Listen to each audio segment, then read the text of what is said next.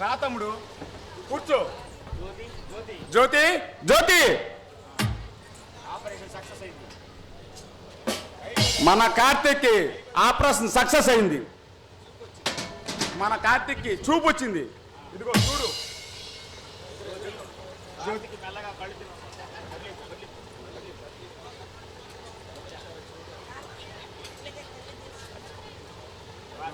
కార్తీక్, మెల్లగా కన్ను తెరువు. ఎవరొచ్చాడో ఒక్కసారి చూడు. మీ వదిన కార్తీక్.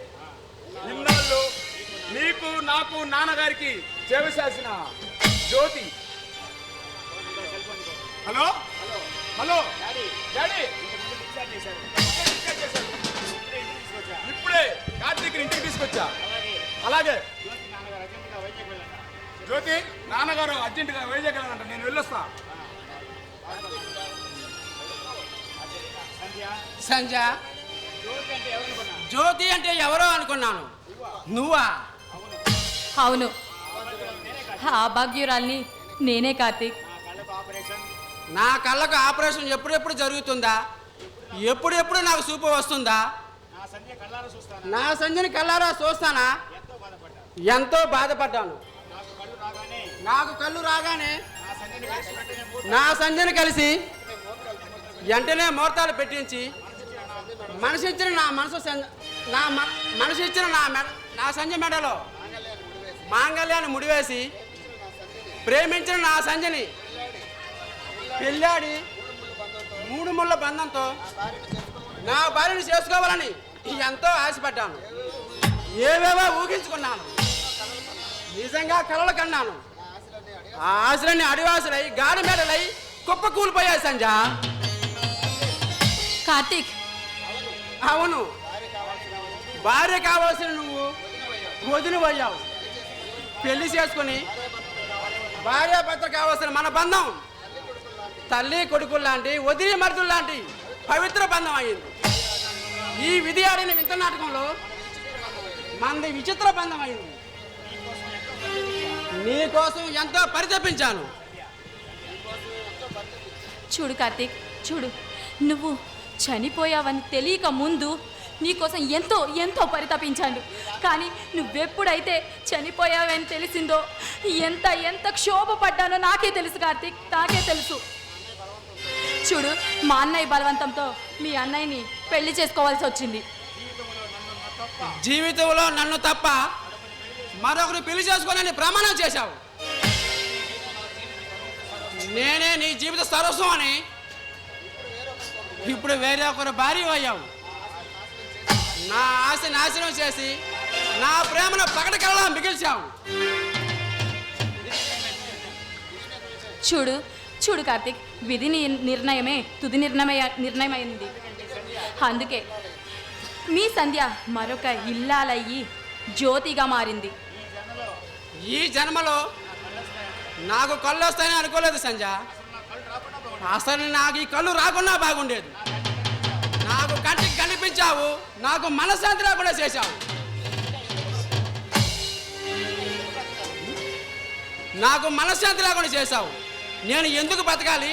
ఎవరి కోసం బతకాలి? కార్తీక్, అవును, కార్తీక్నే మాట్లాడుతున్నాను. చూడు, నేను ఇలా పైకి నవ్వుతూ ఉన్నా అనుక్షణం గతాన్ని గుర్తు చేసుకుని ఎంత క్షోభపడుతున్నానో నాకే తెలుసు కార్తీక్. నువ్వు దయచేసి అలా మాట్లాడొద్దు కార్తీక్, మాట్లాడొద్దు.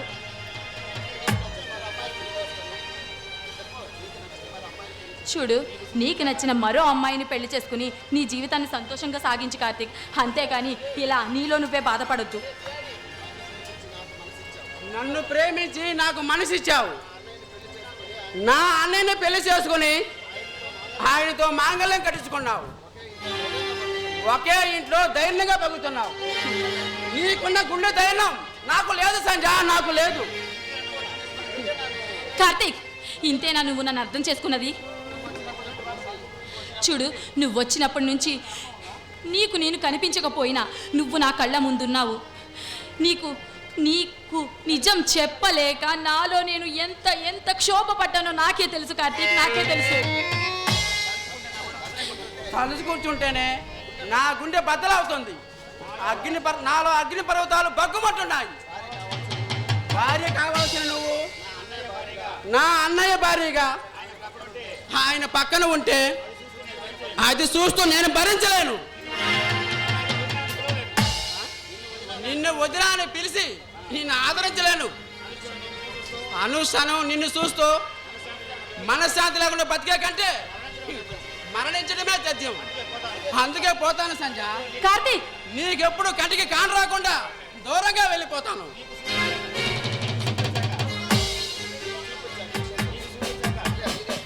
చూడు కార్తీక్, నీకు చూపు వచ్చిన తర్వాత ఈ విషయం తెలిసి నువ్వు నన్ను అర్థం చేసుకుంటావనుకున్నాను. చూడు, నీ కంట పడకుండా నేనే దూరంగా వెళ్ళిపోవాలనుకున్నాను. చూడు, అభం శుభం తెలియని అమాయకుడైన నీ అన్నగారికి ద్రోహం చేసి నేను బ్రతుకుతున్నాను. మీ అన్నయ్యకి క్యాన్సర్ అని తెలిసి ఈ పరిస్థితుల్లో ఆయన్ని వదిలి ఎటూ వెళ్ళలేక ఇక్కడే ఉంటున్నాను కార్తీక్, ఉంటున్నాను. నిన్ను అవమానించి నిన్ను అపార్థం చేసుకున్నందుకు నన్ను క్షమించు సంజ, క్షమించు.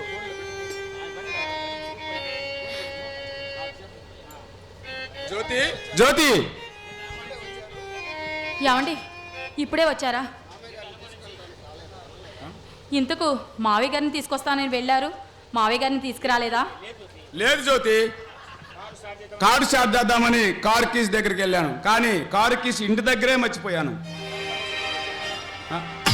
ఆ తాళాల కోసం ఇంటికి తిరిగి వచ్చేసాను. ఈలోగా మీ ఇద్దరి మధ్య జరిగిన ప్రేమ వ్యవహారాలు మొత్తం విన్నాను.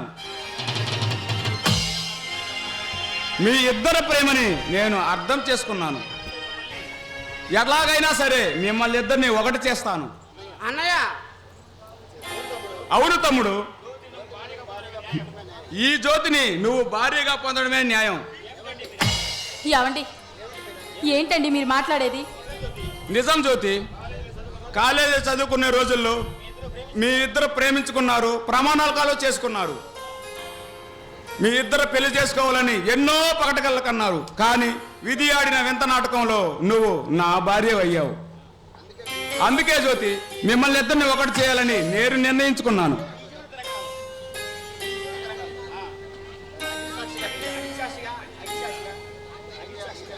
చూడండి, అగ్ని సాక్షిగా మీరు నన్ను పెళ్లి చేసుకున్నారు. మీకు నేను ద్రోహం చేసి ఇప్పుడు ఇలా చేయలేనండి. అన్నయ్య, ఇందుక ఇన్నాళ్ళు నేను బతికునింది ఈ ఘోరం చూసేదానికైనా ఇంతకాలం గుడ్డివాడిగా బ్రతికి నాకు చూపు తెప్పించింది. తమ్ముడు, మీ ఇద్దరు నా మాట వినండి. జ్యోతి నువ్వు ఏనాడు భార్యాభర్తలమని ప్రమాణకాలు చేసుకున్నారు. కాబట్టి మీరిద్దరు ఒకటవ్వడమే న్యాయం.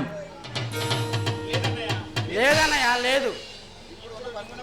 ఇప్పుడున్న నువ్వు పరిస్థితుల్లో నీకు తోడు కావాలి. అనారోగ్యంతో బాధపడుతున్న నీకు అగ్నిసాక్షిగా పెళ్ళాడిన భార్య ఆవేశంలో నువ్వు చేసుకున్న నిర్ణయం మార్చుకో అన్నయ్య. భార్యాభర్తల సుఖ సంతోషంగా జీవించండి అన్నయ్య. కార్తీక్, మనసు ఒకరిది, మాంగళ్యం ఒకరిది కాకూడదు. మనసు మాంగళ్యం ఇద్దరికి ఒకటే కావాలి. అందుకే నేను ఈ నిర్ణయం తీసుకున్నాను. కలిసిన మీ ఇద్దరు మనుషులు ఒక్కటవ్వాలనే నా కోరిక. ఈ పాపిష్టి చూపు రాకుండా ఉన్నా బాగుండేది. గతాన్ని గుర్తు చేసుకుని అనుక్షణం కుమిలిపోతూ బతికే కంటే నాకు ఈ కళ్ళు ఉంటేనే పోతేనే. నాకు ఈ కళ్ళు ఉండటానికి వీలు లేదు. నాకు ఈ చూపు అక్కర్లేదు. నాకు ఈ జన్మే అక్కర్లేదు. నా కళ్ళు నేనే పీక్కొని చనిపోతాను.